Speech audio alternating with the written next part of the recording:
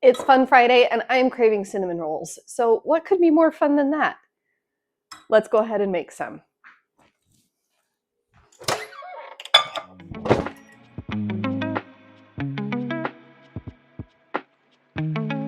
A mixer fitted with a whisk. We're going to add 2 1/4 teaspoons of yeast. And I buy my yeast in bulk, so that's why it looks like this. But we're going to add 2 1/4 teaspoons of yeast and 1 cup of lukewarm milk. We're going to let that sit for a little bit for the yeast to develop and bloom. You're basically looking for the yeast to get all nice and foamy and bubbly like this, where it starts to come up to the top in like bubbly little pods. Okay, once the yeast hits that really bubbly stage, we're going to add a beaten egg,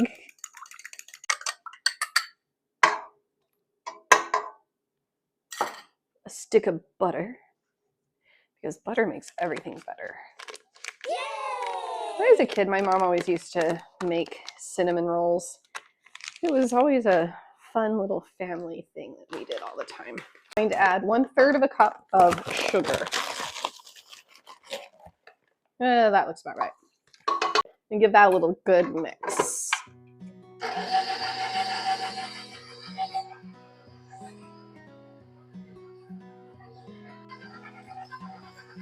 Also going to add 1 teaspoon of salt. I made rolls once, forgot to put the salt in, and it really is incredible how much of a difference that makes. Okay, we're going to keep it on 2, and we're going to add about half the amount of flour that is required for the recipe. So this recipe has about 4 cups of flour, so we're going to add about 2 cups of flour.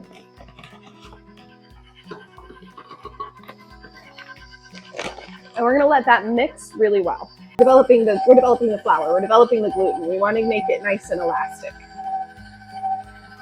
You see those threads starting to pull apart. It's kind of looking spider webby.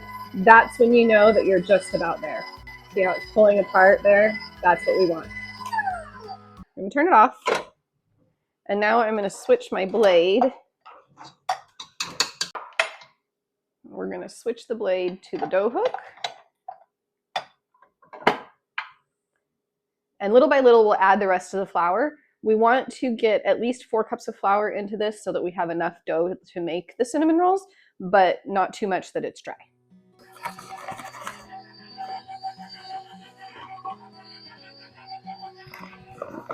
The amount of flour you add is going to depend on the heat, the humidity, the dryness of whatever is happening in your house at the time.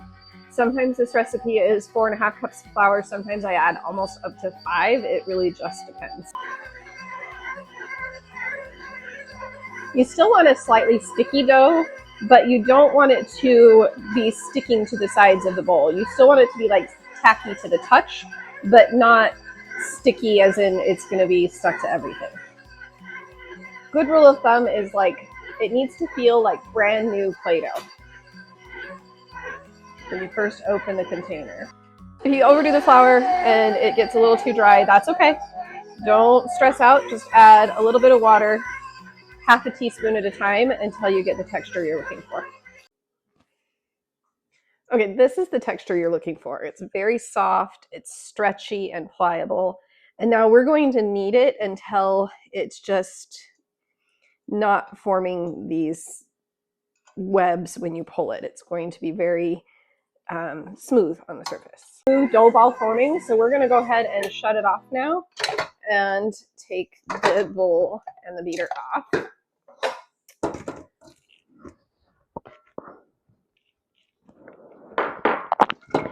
And then you can put it in a separate bowl to rise if you want.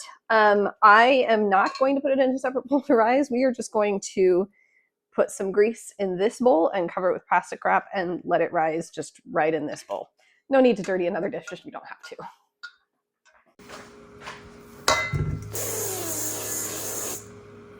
Put the ball in and coat it on all sides, like that. And just cover it with plastic wrap.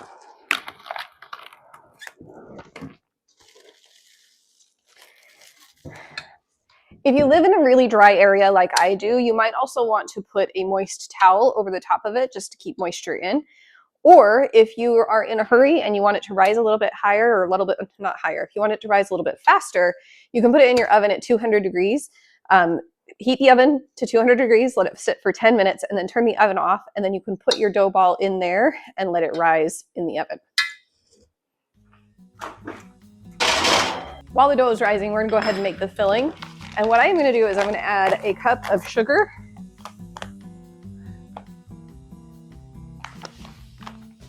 and then 2 heaping teaspoons of cinnamon.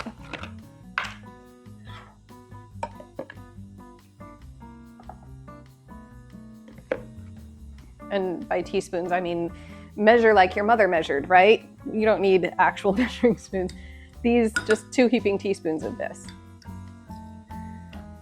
Bread used to be so intimidating to me. It's something that I was always just so scared to even try to make, just because I've heard so many horror stories about bread and how it doesn't rise, or how it gets too thick or too dense or whatever it is. And the more that I make bread, the more I want it to be more accessible to other people, because homemade bread is so good. And at the same time, it really shouldn't be as scary as other people make it out to be. Once you get the texture of the dough just right, once you figure out what that texture is gonna be, your bread's gonna be perfect every time. I wanted to add a little bit of nutmeg to my cinnamon sugar, and I can't get the top off. Lucky for me, I had another container of nutmeg that was already open. And we're just gonna add just a pinch, like 1/8 of a teaspoon of nutmeg. We're gonna let that sit while, of course, the bread finishes rising. The bread should rise for about 1 hour to 2 hours, depending on the temperature of your kitchen, whether or not you put it in the oven, all of the things, right? But you're waiting for that dough ball to double in size. While we're waiting for the dough to rise, since this is Fun Friday after all, I'm gonna show you my favorite soda bar recipe. So I have ice in a cup. I'm gonna fill half of the cup with just plain soda water.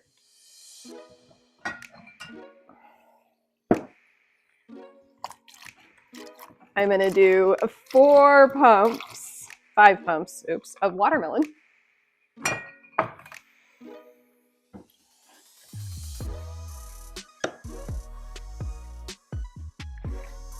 Three-quarters of an ounce of lime juice.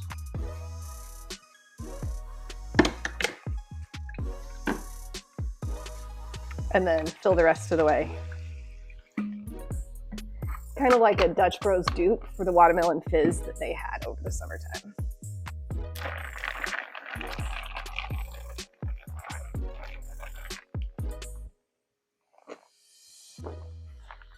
Delicious. All right, we've doubled in size. So now we have, double the amount of dough. It's still the same by volume. It's just fluffier. The yeast has done its job. All right. We're going to pull all of this out. And actually first we're gonna spray the countertop. Here we go. I just use an avocado spray oil, by the way.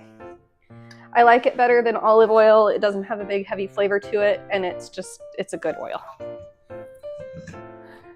All right, here is our dough.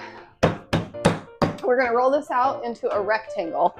And the rectangle, don't be too overly concerned about the size or the width or anything like that. We're gonna just make a good sized rectangle here. But yeah, it's about, I don't know, should I pull out a ruler? It's Fun Friday. We're doing things for fun, not for science.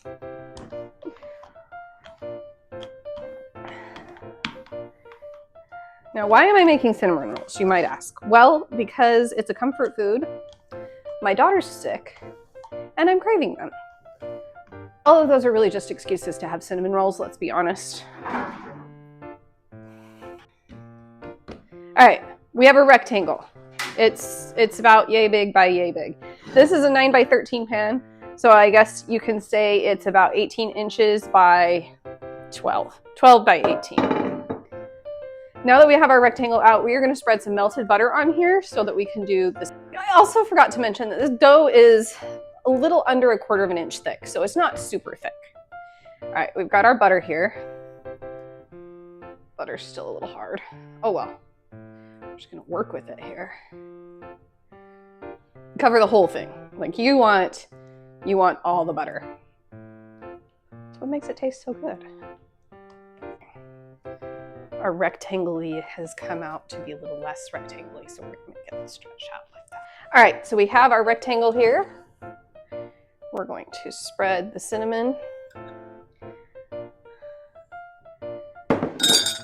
And don't be afraid to get your hands dirty. This is Fun Friday. This isn't keep everything clean and not make a mess Friday. That wouldn't, it's not very, it doesn't roll off the tongue.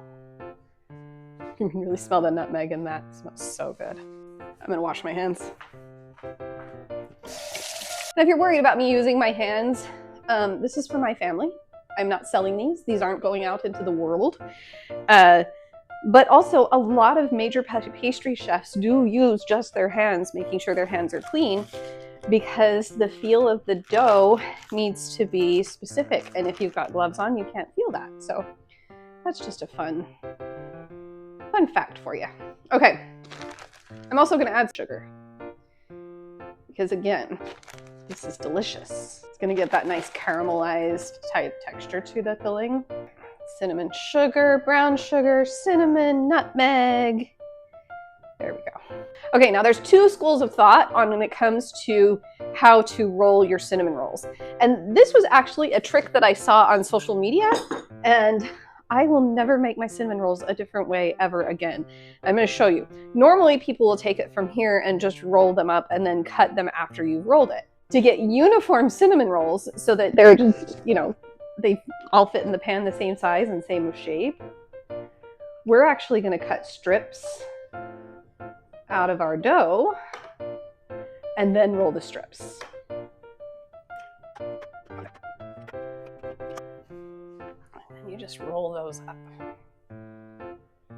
like that. Perfect cinnamon. I have a 9x13 pan that I've sprayed with avocado oil. We're just gonna roll all of these up. And this recipe makes 12. You can stretch it out and make more than 12 if you want. I like them a little bit thicker like this.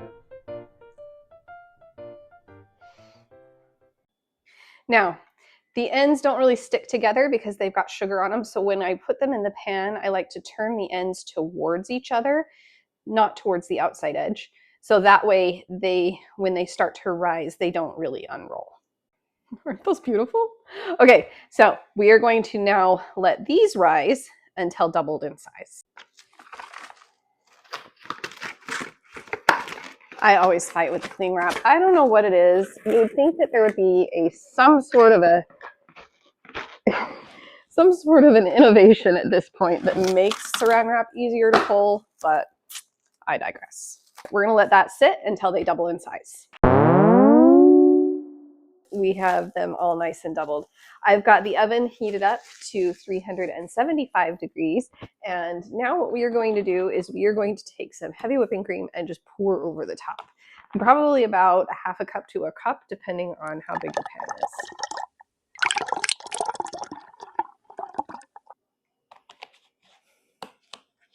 These are going to go into the oven at 375 for 18 to 22 minutes, depending. We'll check them after 18.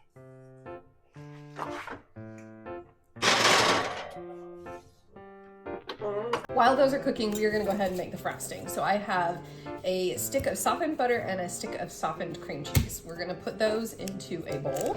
We're going to blend those up. I'm going to add 1 tablespoon of vanilla. And now to this, I'm going to add 1 cup of powdered sugar and about a half a teaspoon of kosher salt. Add another 3/4 of a cup.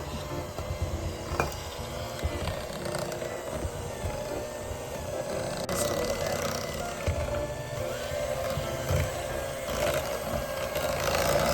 This is obviously honestly to taste for you and your family. If you want it to be a little bit sweeter, you can add more sugar by all means.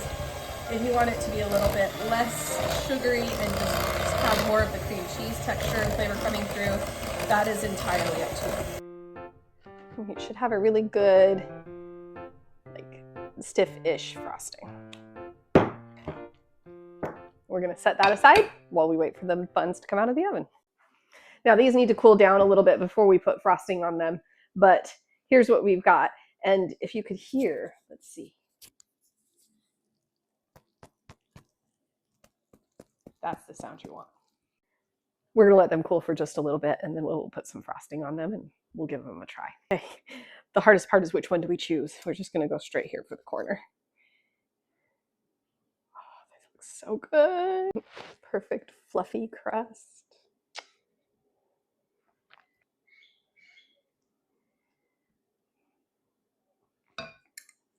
Thank you so much for spending this fun Friday with me. I really appreciate you taking the time to spend some time with me, learning one of my favorite family recipes and learning a little bit more about our family traditions. So if this is something you enjoyed, please like, comment, subscribe, hit the notification bells, do all of the things you want to do. I am so close to 15,000 subscribers and I would really like to try to reach that before the end of the year. So if you have people that you think would enjoy my content, please share it with them. You know, moms, grandmas, uncles, sisters, brothers, dogs, whatever it is. Anyway, every Friday we do something fun, something new. Monday we make something, Tuesday we talk about travel, Wednesday we do whatever we want, Thursday it is trying things new, and Friday is just something fun. So if these are things that interest you, please again, like, comment, subscribe, and we'll see you in the next video. Oh yeah, that was good.